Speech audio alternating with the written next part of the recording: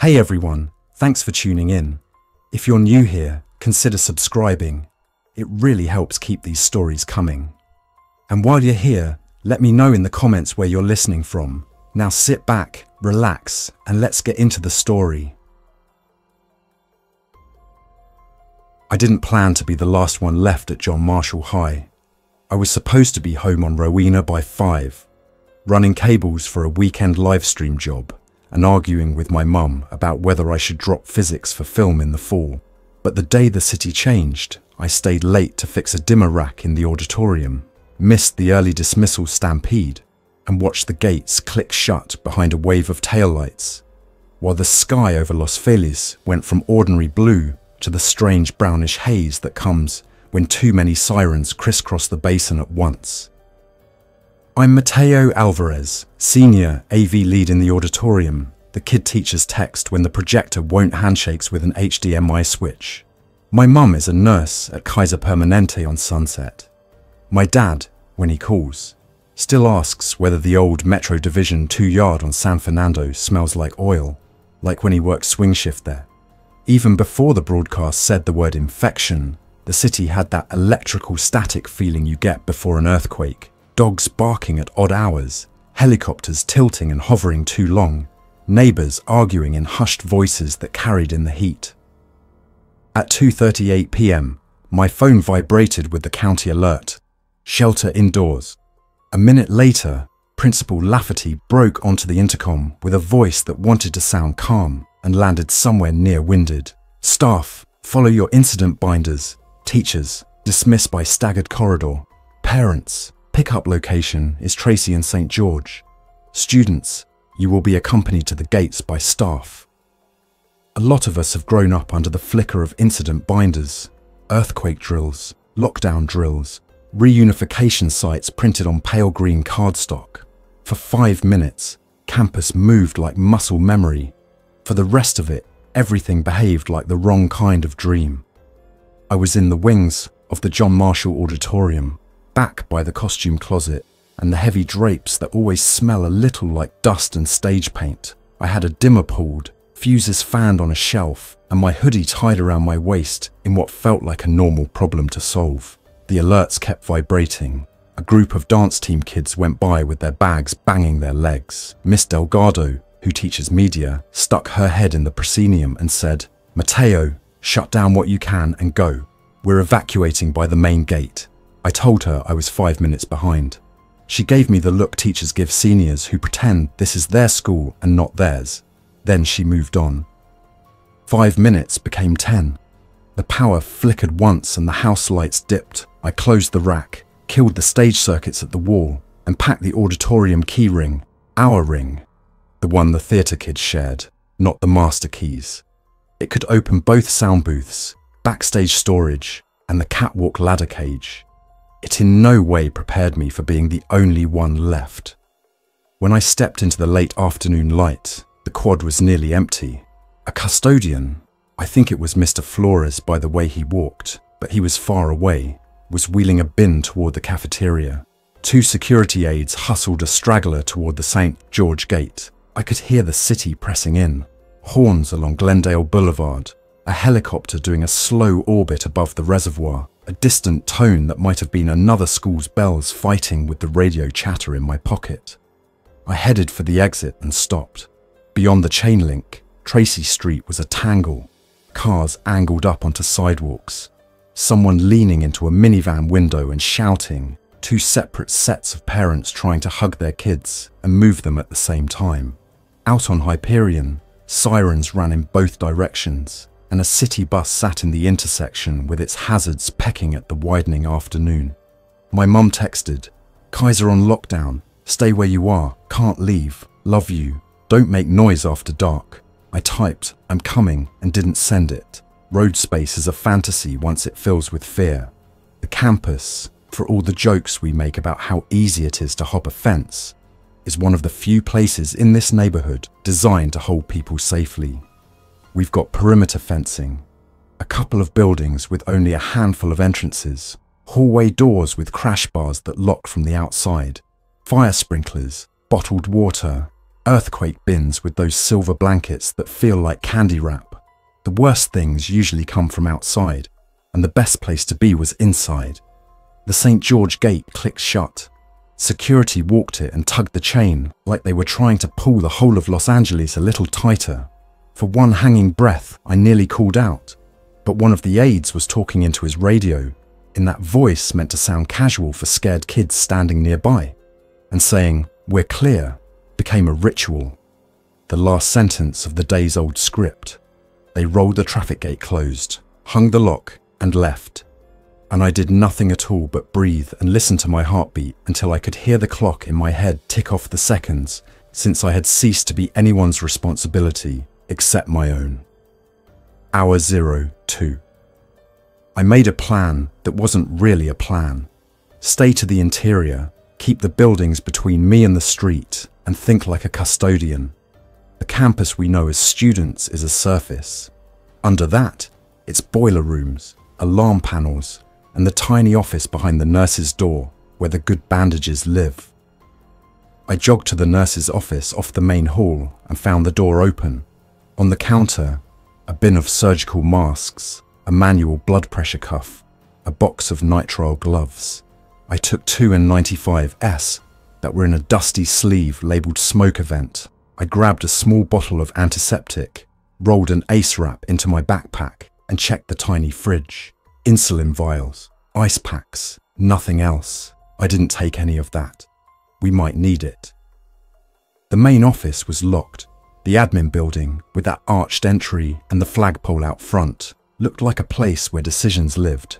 A little further out, the science building shadows held still in the late afternoon heat, the smell of asphalt coming up like summer though it wasn't. I cut across to the cafeteria because I knew the side door near the loading docks stuck on hot afternoons. You didn't need tricks for it, just patience and a certain push from the bottom with your shoulder. It stuck. I pushed. It opened. Inside, I stood in the quiet and watched the thin red line on a Pepsi machine scroll diag steps. Beyond the serving line, the kitchen separated into stations, walk-in fridge, stovetops under big hoods, dry storage with bulk bags of rice and flour and 10 cans of peaches. I didn't want to steal food. Steal from who? But I stopped being picky about language. I stacked 2 flats of bottled water on a cart, added a smaller box of granola bars, and rolled it toward the service corridor that links the admin hallway and the back-of-house spaces. I left the cart in the auditorium wing and took a second one to the library. A good vantage on the quad, windows high enough to be safe, stacks that could be shifted to make a narrow passageway if I needed a funnel to slow anything dangerous.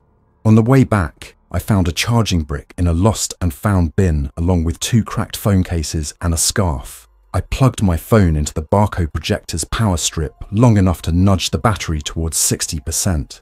I printed a note on a scrap of butcher paper. Inside, safe, secure, go home if you can. And I taped it on the inside of the glass doors facing the quad. It felt stupid. It felt smart. It felt like a kind of prayer. Outside the main gate, a car horn blared and stuck. Someone smacked it into silence. A helicopter passed low toward Griffith Park. A woman shouted a name, Mateo, for a split second, and it wasn't me. I put on the N95, not because of illness yet, but because of smoke. If there were too many small fires in too many places, the basin would hold it like a bowl. I wedged the library door with a rubber chock and got to work on the basics. Water, light, doors. Hour 26. If campus security ever wonders how kids learn the building, the answer is that teachers show us the right parts and time shows us the rest. The auditorium scene shop had a crowbar and a battered red maglite. The backstage storage had a case of D-cells from the last time we ran a blackout scene and forgot to kill the lamps. The athletic office had a battered handheld radio in a charging cradle, Motorola CP200, our campus model, a laminated channel plan, and a note whose permanence I didn't like. If staff notified to evacuate, leave radios in cradles for emergency use. I left the radio in its dock until sunset. Power still fed the lines, the clock still ran, the bells didn't ring. Someone in admin had silenced them, and that meant whoever controlled the school clock system had time to turn off the bell schedule, which meant the last minutes before everything got loud were, for someone, sent where they should go. That quiet mattered more to me than the rest. I moved through the admin wing, checking the crash bars on the doors. They locked as designed. Openable from the inside, firm from the outside. In a locked classroom, a chair wedged under a knob is security theatre. In a public building with fire codes, the real safety is already here. You just have to believe in the geometry. I avoided the big glass where the courtyard gives you away and stayed to the internal corridors. On the band room door, I left a note for Nick from percussion. Stay home, dude, because it felt like the kind of thing you do when you still live in a world where jokes translate. At 5:22, my phone buzzed with a message from Lena. Are you still at school? Go home. They blocked Rowena by the reservoir. People are panicking at Trader Joe's. I typed, I'm in the library, and deleted it. She sent a photo of Glendale Boulevard with hazard lights blinking all the way to the bridge. I started to type again and stopped when a noise like a metal trash can falling over came from the courtyard. I crouched at the library window and peered out through a gap in the blinds. The courtyard looked the same. Concrete, planters, the school mascot painted on a wall. But there was a movement at the far end, by the admin building, where the sidewalk curves toward the flagpole. A person. Two. They moved like someone walking too fast in a space not meant for it. Not exactly running, but never settling into a speed a body likes. One of them, a man in a blue dress shirt and dark pants, bumped the flagpole with his shoulder and tilted, then corrected, like the world was turning under him wrong. It's hard to describe a kind of motion without making it sound more monstrous than it is. I've watched my mum do end of shift walk, and it's a motion you read without thinking. Purposeful, tired, entirely human. The people in the courtyard moved like they were being pulled by an idea they couldn't understand. And though I didn't yet want to name it, my brain refused to file it anywhere else but under the new word everyone was trying not to say aloud: infected. I ducked my head below the window line and backed away from the glass. I switched the library lights off, even though the windows were already filtering everything into safe dimness. I breathed quietly in a place where you could hear your own breath, and for a long minute, I was a kid again during a lockdown drill, listening to a teacher whisper that the person walking down the hall cannot come in, even if they knock in the right way, even if they say a name we know. Later, the scanner app on my phone said things I wish it had never learned to say. Code 7s where there shouldn't be. Requests for additional units that went unanswered. EMS dispatchers telling crews to stage blocks away because scenes couldn't be secured. But in that first early evening on campus, I had nothing but the simple physics of doors and glass and the way sound travels across a courtyard and up into a library that smells like dust and paper and all the hours kids have hidden there from themselves. When the two figures reached the main office doors and pushed at them with open hands, the crash bars didn't give, because they only give to those inside. They shoved and pounded and made a noise like someone trying to wake up a locked building, then staggered back toward the quad and peered into the library like they could feel eyes more keenly than they could see through glass. I held still and learned not to breathe for a count of 40, then 60, then until they left their reflections behind and moved down the shadowed hall, vanishing toward the cafeteria where I had not properly locked that side door because I was thinking like a passenger and not like crew. I waited.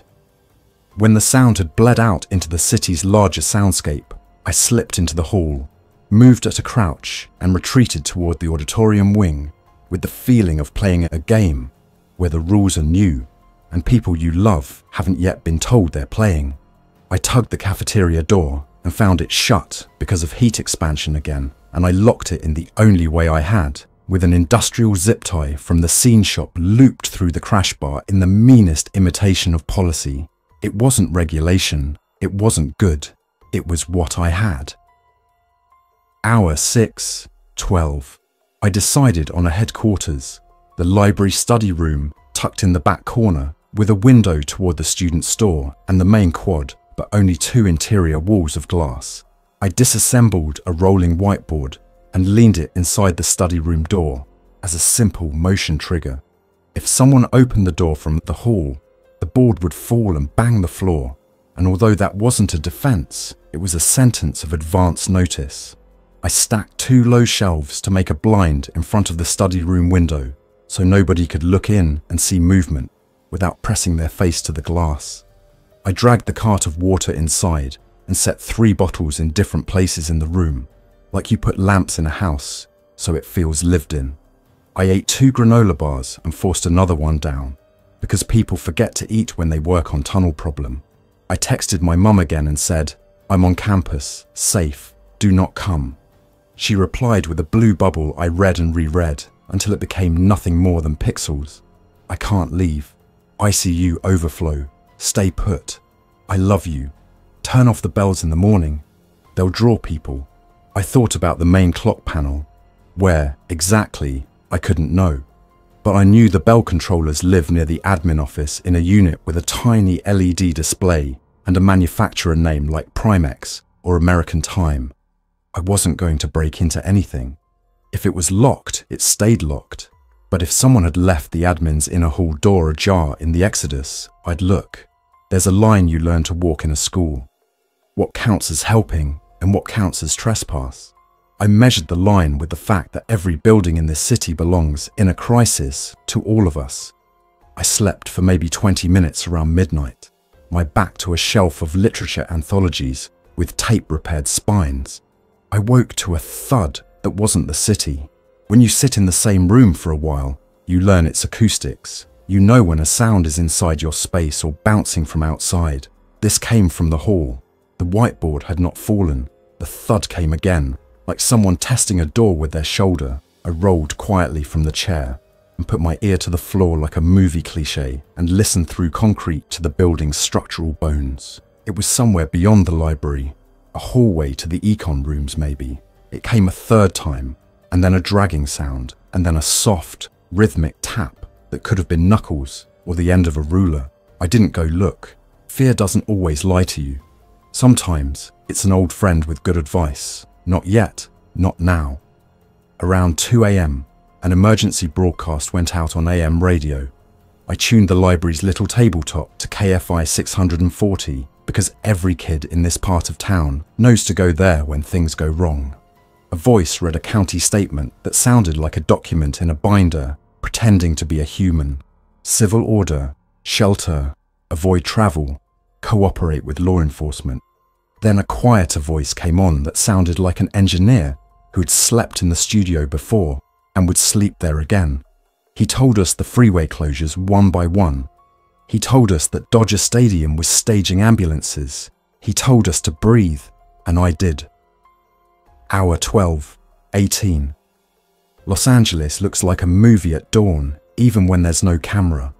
The hills make long shadows, and the cloud ceiling, when there is one, makes the light a colour you can't name. I watched the courtyard go grey to pearl to white and almost convinced myself I'd overreacted. Then someone banged 3 times on the admin wing door and shouted, "Open!" with a voice that had both words and something else in it. The way people talk when they're sleepwalking and don't know their own tones. I stayed away from the windows. The person on the other side kept slapping the glass. You can hear palm flesh in a flat impact better than you think. There's a clap to it, unlike a fist. The door didn't move. I waited until the voice went hoarse and then stopped, and then I waited more. I counted to 600 slowly, and then I counted again. I wrote down the hour on a piece of lined paper because the thing I feared most was losing the thread of time. The lined paper became a log. At 7:40 a.m, my friend Nick texted, "My dad says don't go to Kaiser, there's a crowd and it's bad. You at home?" I typed, "Library, safe, tell everyone to stay inside." He responded with a string of expletives then, "I can come get you." I told him no, but in 2 hours he texted me a picture of the Hyperion Bridge out of commission. A city truck angled across like a boast. A crowd stopped before it, with faces turned up. The river gleaming a dirty silver below. I used to think bridges meant you could always get across. Turns out they also make it very simple to stop people from doing exactly that. I checked the theatre again. The stage was my comfort place because it made me feel like I could control what people see. I pulled a black drape halfway across the proscenium and cut the bits of street view that would let anyone out there see movement in here. I found a box of headsets, the good ones, with coiled cables, and I clipped one to my shoulder and routed the cable into my hoodie so it didn't catch on a doorknob at a bad time. Small things matter in a maze. In the nurse's office, a red backpack with a white cross stenciled on the side sat on a high shelf. Inside, emergency blankets, a flashlight, a glow stick, a small loud whistle, a basic first triage sheet with coloured tags. I left it as intact as I could, only moving the whistle to my pocket. A radio chirped somewhere on campus, a stray unit on scan catching a burst from who knows where. I resisted the urge to pick up the CP200 and press the PTT just to hear another live person. You don't transmit unless you know who you're talking to. You don't tell anyone you're alone unless you mean to tell everyone. Around 10, I heard footsteps coming up the ramp by the student store. Slow, heavy, then lighter, as if the person were adjusting how their feet understood the incline. I peeked through a sliver by the blinds and saw a woman in a blouse now stained, hair stuck to her face, eyes wild in the way of someone overheated and beyond their own threshold. She stopped at the window as if she knew each classroom had a soul inside, but she didn't focus. She turned, saw the reflection of herself in the glass, and leaned toward it until her forehead touched the pane with a hollow clunk. There was saliva or sweat there, and it streaked down the glass, and then she moved on. And I don't know why that detail sticks, except that it made her painfully real. There are stories where the people outside become faceless and your fear can be clean. This wasn't that story. My mum's last text of the morning. ICU converted step-down rooms to isolation. It's crowded. Tell me 3 things you can see, 2 you can hear, 1 you can smell. It's a grounding game she makes me play when my brain tries to scramble itself before a test. I texted back. I can see the quad, the flag, the second floor railing by science. I can hear a helicopter, shoes on concrete. I can smell dust. She sent a heart, then, turn off bells. Remember sprinklers run zones. The bells, right. If power held and the clock controller hadn't reset to default, we were fine. If it had, the schedule might try to ring on the hour even without class. I didn't want that. Noise was a kind of spotlight. I walked to the admin wing and tried a door to the inside hallway. It was closed and locked as it should be. I looked through the glass at the wall where a metal box sat with a ribbon of LEDs and a tiny LCD. The box was inside. I was outside. I accepted that sometimes smart plans have to be replaced with humble ones. I walked the loop around to a side office and found another controller.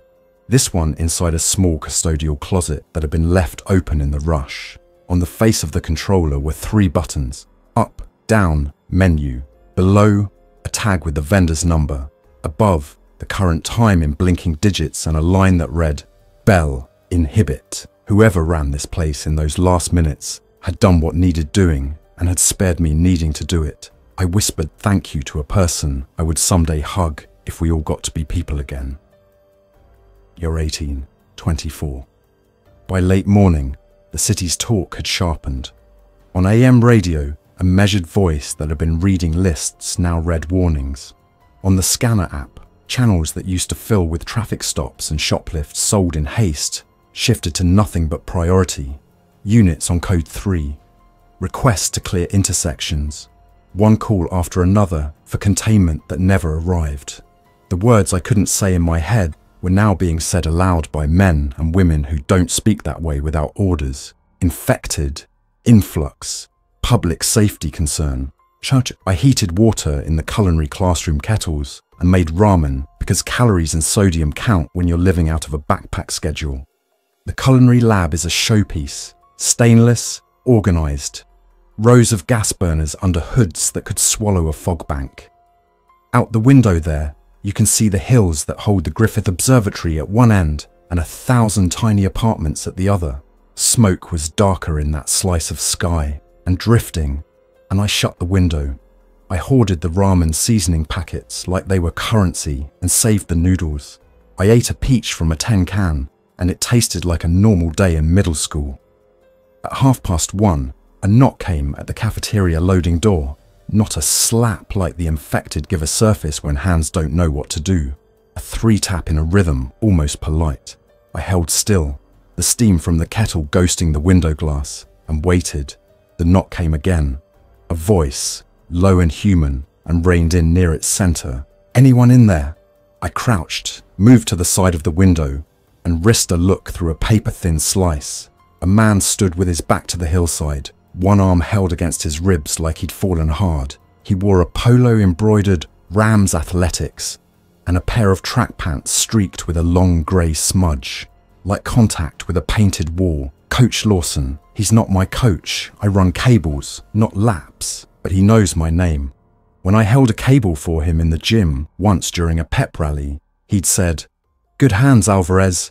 Now he leaned against the masonry and breathed through his teeth and tried not to look to the street, because the street is where the rule about not making noise has to be broken if you want to say you're alive.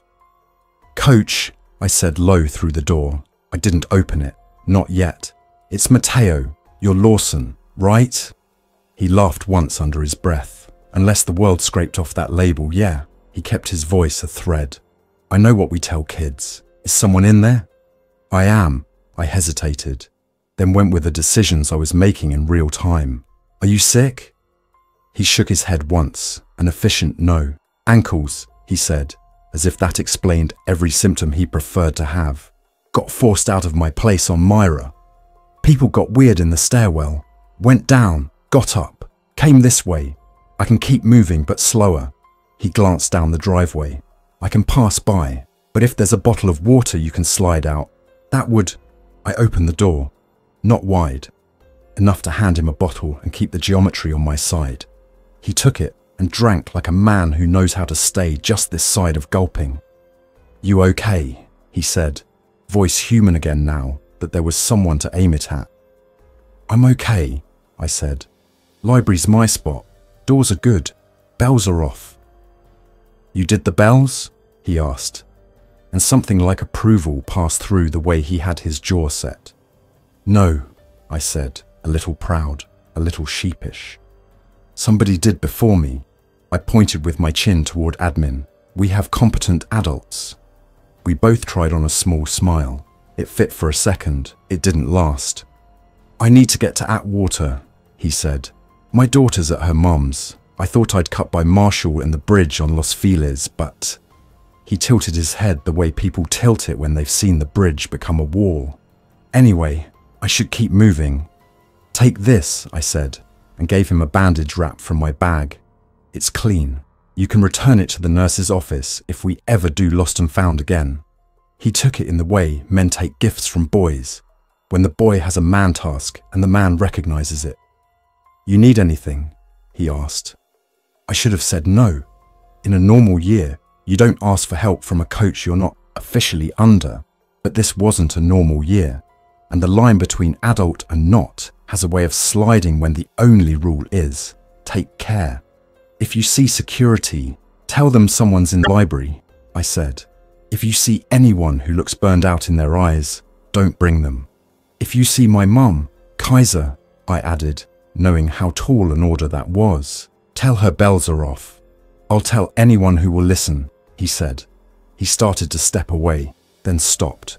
"Alvarez," he said, "lock this behind me."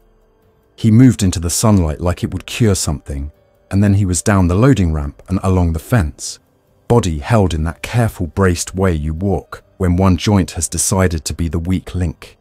He reached the corner by the student lot and froze.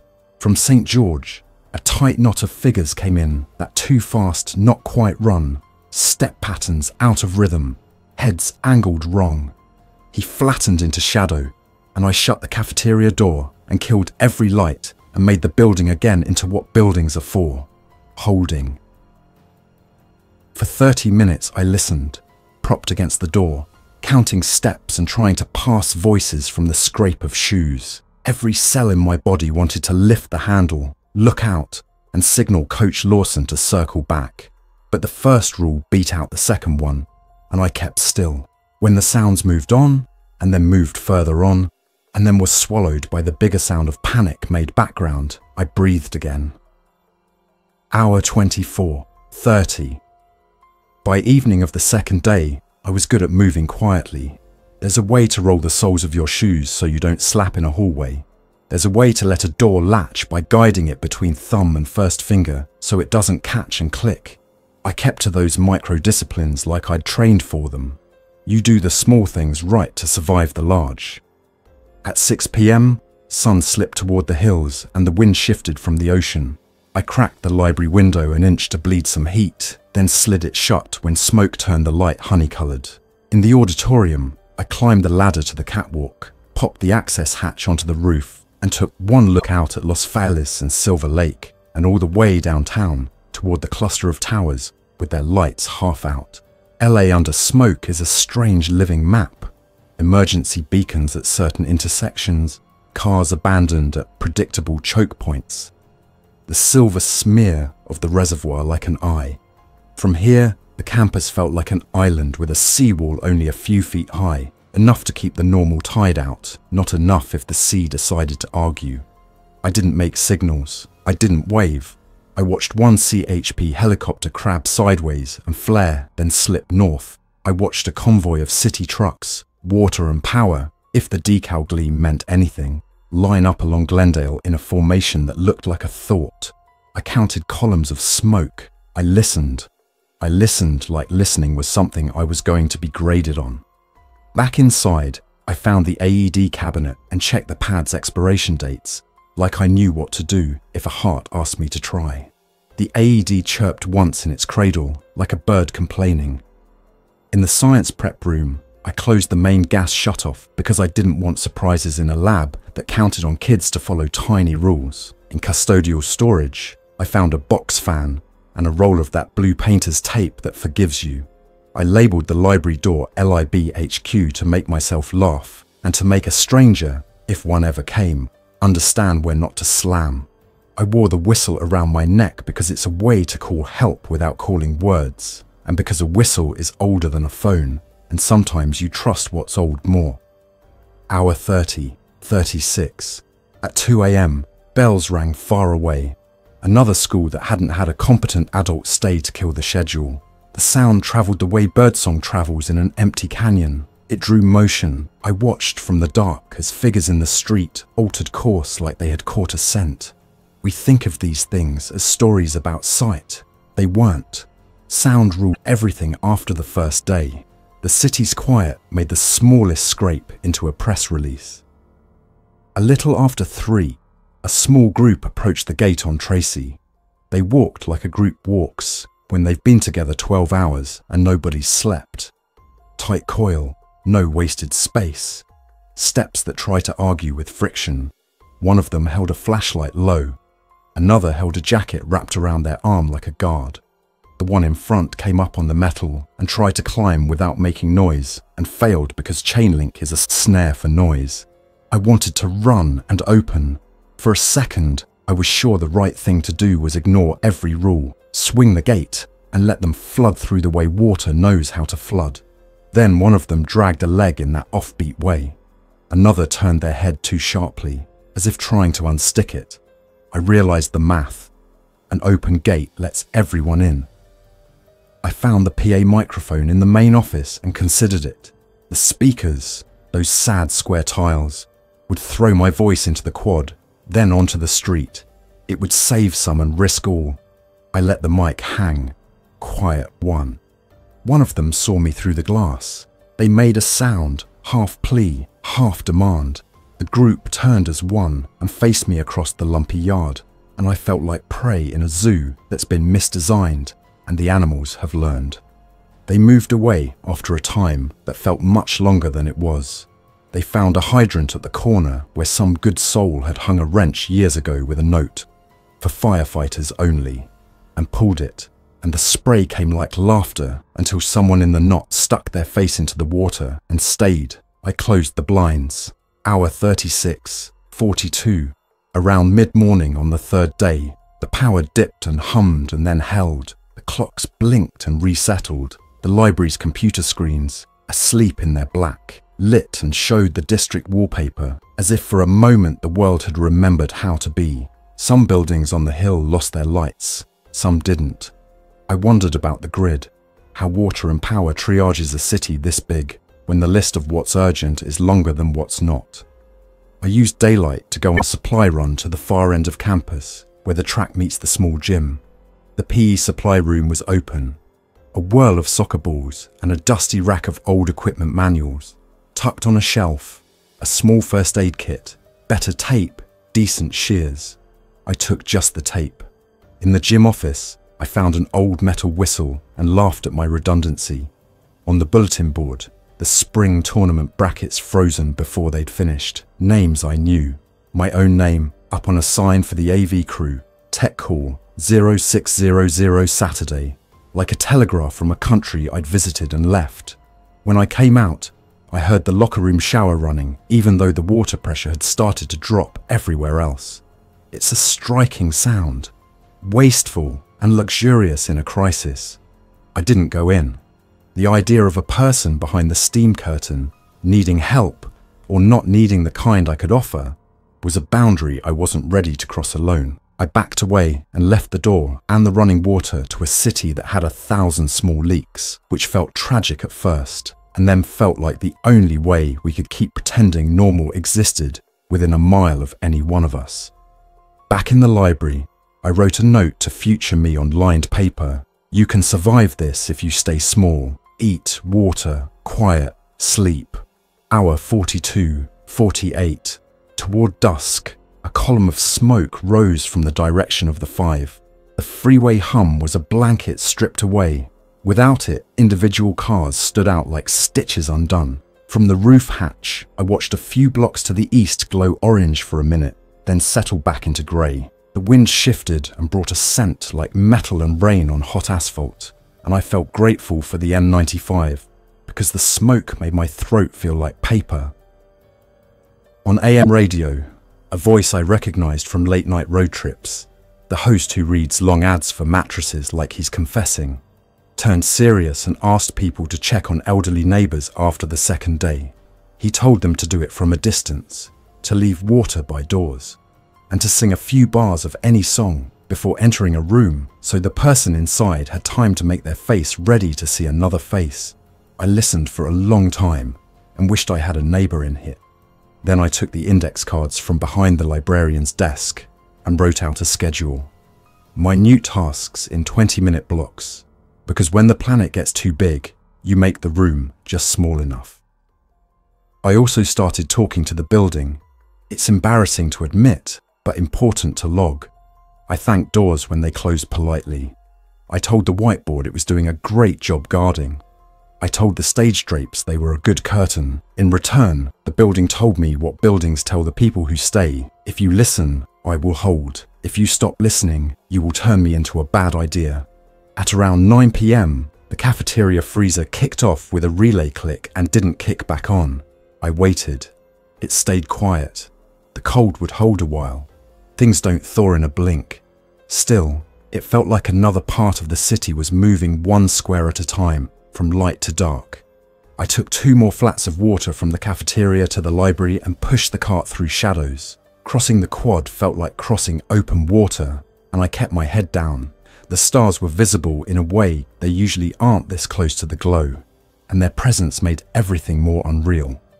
Like a film that had shot one too many takes and then burned the best one in the lab by mistake. Hour 48:52.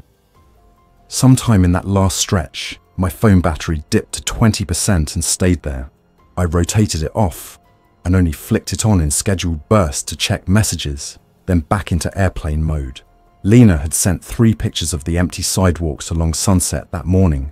A minute later she wrote, "Going to Glendale to my aunt's."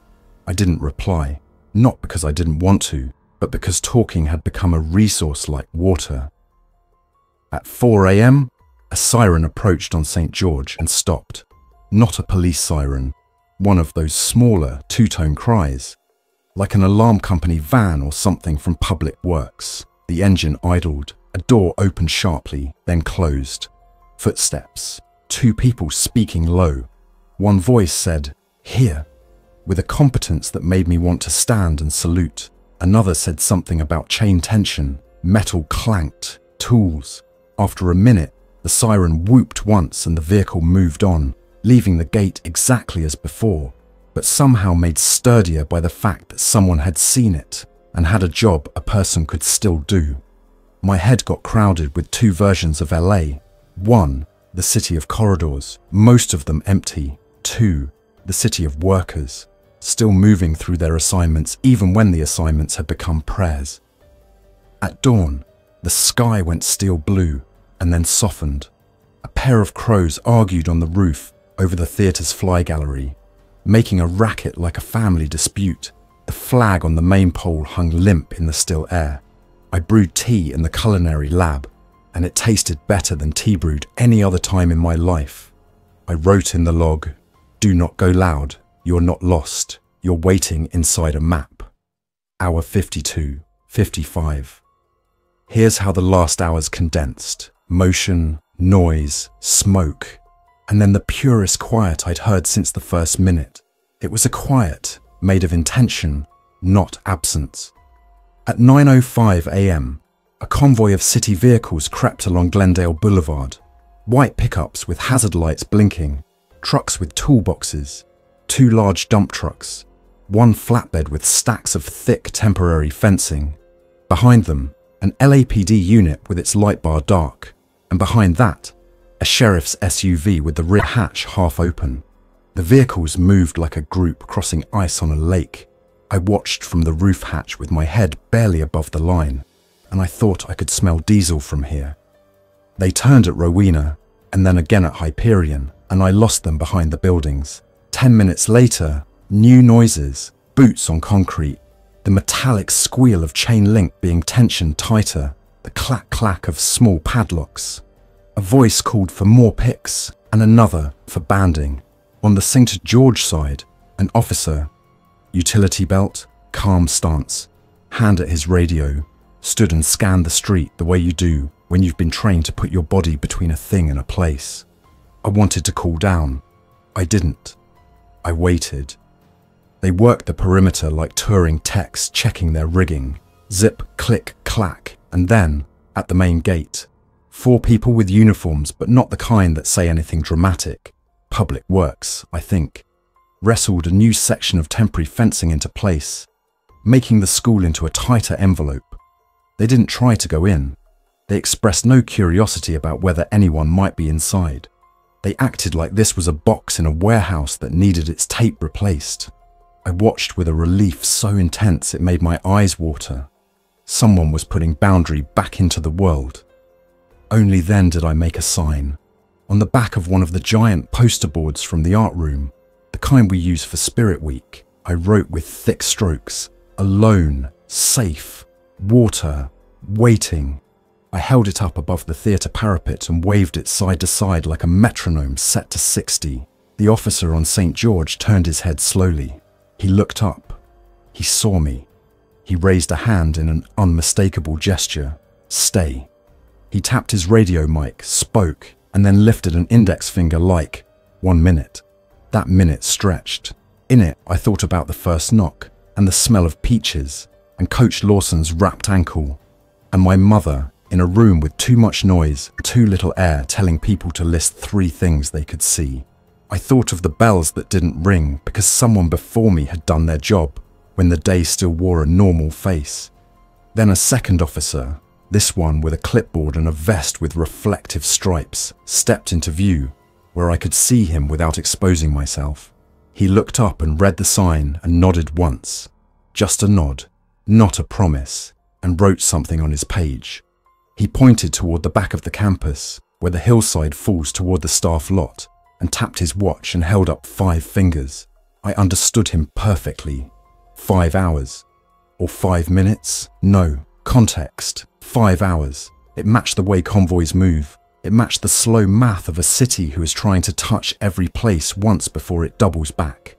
He patted the gate, made a show of dragging a hand along the new chain to tell me it was better now than before, then lifted his hand again in the same universal sign for wait, and then the convoy moved on, the locks shivering as the trucks passed, the hazard lights winking their polite language. I held my sign above the parapet until my arms shook. I lowered it, folded it, tucked it behind the stage curtain like it belonged in props. I went to the library and wrote in my log, 55th hour, contact with city, stay, eat, water, quiet, sleep if you can, listen. Then I sat in the chair by the window where I could see the quad and the student store and the silly mural with our mascot and the world beyond the fence that had not forgotten us. I thought about what I would say on a night years from now when someone asked what I did the first days. I would say, I stayed small. I listened. I took care of a building because a building was what I had. I didn't know if it would be another 5 hours or 5 more days. I didn't know if the officer's fingers had meant anything beyond the fact that he still had all 5. I didn't know whether my mum would walk across the quad with her badge and the smile she uses to make people breathe. But I knew, with a certainty born from the way a door feels when it closes all the way and catches, that I had already survived something. Not the whole thing, not the endless thing, but the first 55 hours, which is the length of the bridge that gets you from panic to a plan. So I wrote the plan more clearly. I taped it to the library desk. I ate half a granola bar because saving half is as good as hope sometimes. I drank water. I adjusted the blue tape on the door. I listened. I told the building it had done well and that I would keep listening if it kept holding. And then I breathed in time with a city learning new rhythms and waited for the sound of boots at the door and a voice that would make a different kind of promise. We're here. We're going to open this carefully. You did the right thing by staying. Until then, I stayed where I was, in the heart of a campus that had become a ship, and I kept time with the slow, deliberate beats of a city that, despite everything, despite the smoke and the broken bridges and the lights blinking at odd intervals, still belonged to us and would again, one careful, quiet hour at a time. Thanks for listening. If you enjoyed this story, don't forget to like and subscribe. Your support keeps these creepypastas coming. Until next time, stay alert, stay safe, and never ignore the feeling that something is watching.